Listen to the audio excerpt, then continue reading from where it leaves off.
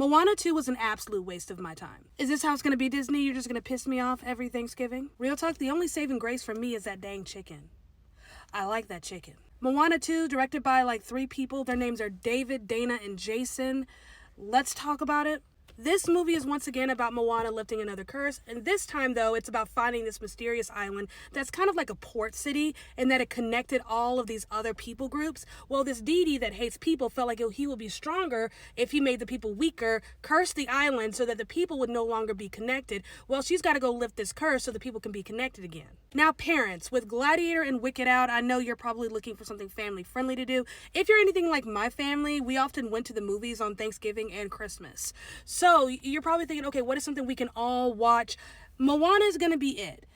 Definitely. Your small children are going to love it, and a lot more musical numbers. This is definitely more colorful than the first one. More characters, so, more people for them to attach to, if you will. Nothing crazy, no crazy messages, very appropriate. Nothing, that's going to go over your child's head, but an adult's going to get it. So definitely for the family.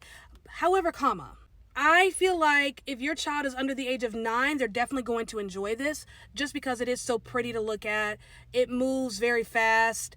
But I think anyone over that age, anyone who's old enough to engage with a narrative, I especially if you've seen the first movie, I think you're going to be bored. There's nothing much for me to say. I think I'm just more pissed off than anything because I'm tired of Disney pissing me off. But the story itself is just very thin, very weak. The characters are there's no character development. We're just introduced to this new slew of pointless characters. They're absolutely pointless. There was no point in them being there other than to give us a couple of little comedic laughs here and there, but they add nothing to the plot. I'm not exactly sure why we have all this extra characters. Maybe that's just the curse of the sequel. I don't know. But it's just an incredibly weak story, very thin. I don't know why this is here. Moana did not need a sequel. And if they were like, we need to give this a second movie, this wasn't it. That was just boring. It was straight up boring. I was incredibly bored. Goodness, Disney used to rule Thanksgiving weekend, but then last year we had Wish, and that was a disappointment. And then we have this unnecessary sequel. This did not need to be here. I swear on my life, Disney has forgotten how to give us, characters with distinct personalities. They really like Rapunzel and said, let's just copy and paste and color her different shades. And somebody's going to say it, so I'll just go ahead and respond in advance. Savannah, this movie is not for you, it's for kids. Yes, the hell it is for me. What do you mean? It's Disney. Disney is the king of cross-generational 4-quadrant films, meaning anyone can enjoy, whether you're young, old, whether you're male, female, anyone can enjoy it.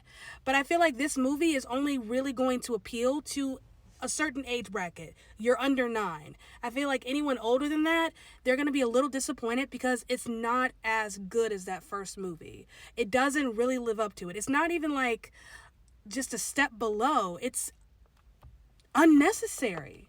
I mean, dang, Disney ain't got nothing up their sleeve but sequels and live action remakes. And those are starting to get disappointing. I mean, we're getting 2 live action remakes next year.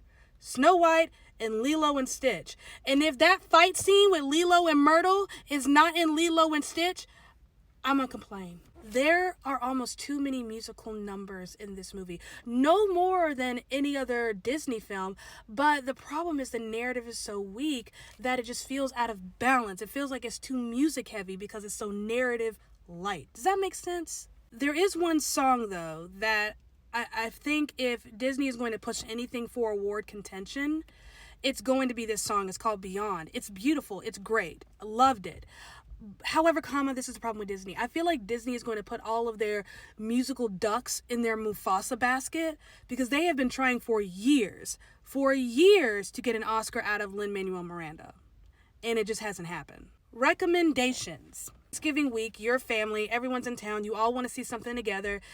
This is the movie you're going to want to see together. Clearly, it's age appropriate. Your kids are going to love it. Mom and dad, you're going to be a little bored. Now, if you're big grown like me, no nieces, no nephews, no kids, just give it 100 days. It'll be on Disney+.